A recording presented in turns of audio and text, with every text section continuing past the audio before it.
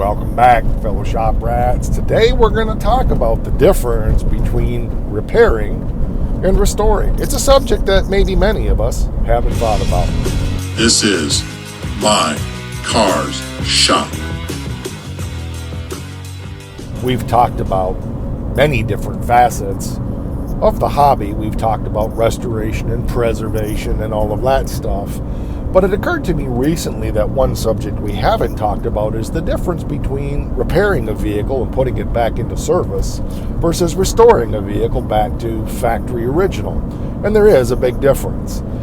Sometimes I think that people believe that doing a restoration is the only way to put an old car back together again because it has to be done the right way. But really, there's the right way, and then there's the way that works, and then there's your way, and none of those things are really wrong. There probably is a wrong way, but maybe someday we'll talk about that. But pretty much, I think, at the end of the day, with anything like this, it boils down to some pretty simple things that if it's functional, if it's safe, and if it doesn't fall apart in 2.6 weeks, then it's probably going to be okay. I think it's important to start by making some clear definitions of the difference. I think there are many different facets of restoration, and there are many different facets of reparation. But let's kind of clarify that restoration in its various forms is always putting a car back to its former glory as it came from the factory. Some people go further than that and actually do a restoration that's better than what came from the factory. I mean, let's face it, especially with these old Mopars, they weren't exactly real pristine. Body lines weren't perfect, and they were nice cars, don't get me wrong, but what the goal and the bar that many people have set for these cars today really is not picture perfect of what these cars were from the factory. I've seen some unmolested cars, and they definitely wouldn't necessarily live up to the standards of what people think a restoration should be.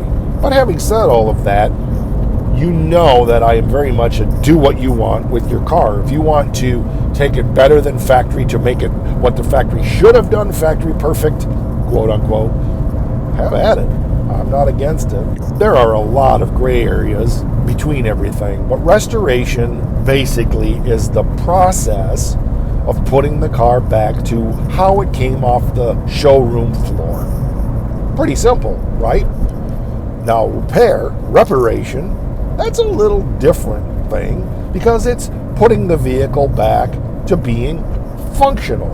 And that can involve rust repair, that can involve mechanical, that can involve a lot of things. And a lot of guys, there's a lot of gray areas in between. Obviously, you have guys that put small block Chevys in everything, or lately it's the LS swap into everything. And I'm not a huge fan of that, but I'm kind of a hypocrite because I do have a small block Chevy in my 47 Ford. Not sure I'd put one in my Mopar, though. Reparation is really the process of making the car structurally and mechanically functional, and can involve cosmetic repair as well. I find that most people fall somewhere between those two, but there certainly are a number of purists who think you're ruining your car. We've talked about this, but they think you're ruining your car if you're not doing it back to 100% factory. It was kind of funny because I just had somebody comment, even today, I was looking for some dimensions for the custom console top that I was doing, and somebody commented, make sure you do it right, you don't want to ruin it. I'm sorry, but there are 6, 8 screws that hold a console top in? I really don't see how you're ruining anything if you make one that doesn't live up to somebody else's standards. It's literally a 5-minute job to replace it. I get it. People are trying to be helpful. I try not to overreact to stuff like that.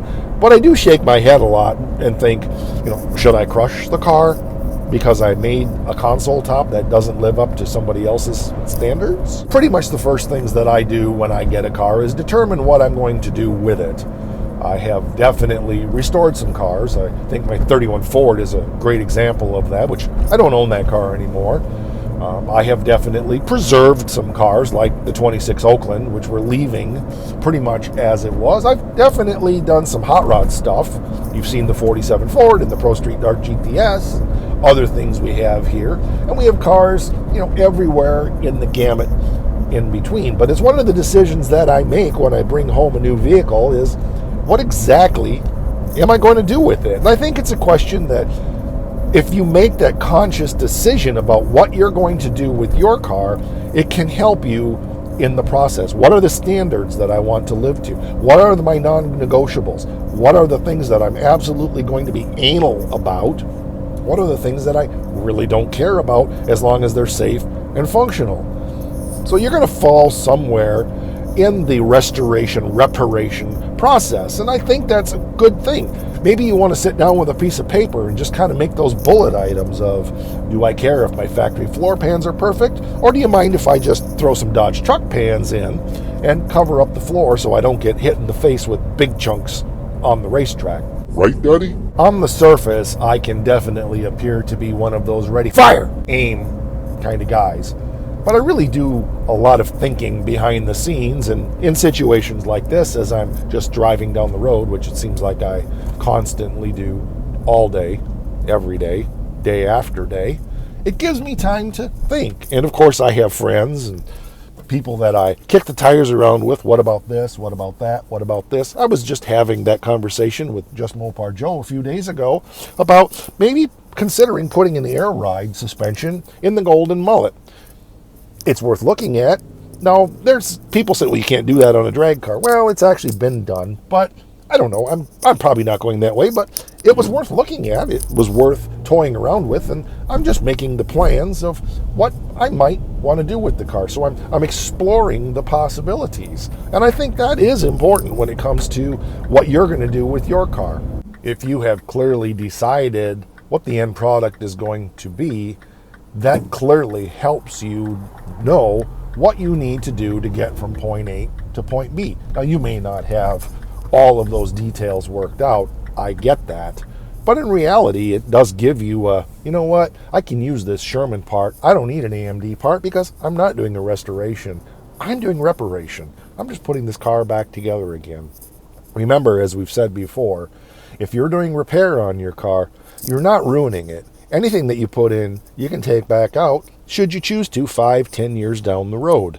I think having those goals is really important, and having a clear vision of what we're doing with each car. It's one of the reasons why I like to have a car for a year or so before I actually start working on it. I like to go buy the car, lay hands on it, and let it tell me what it wants, because I think the car has some things to say if we're willing to listen. I'm going to get some breakfast, and we'll talk to you on the next one. It's been good having you here, and don't forget one thing that's really important. Rah!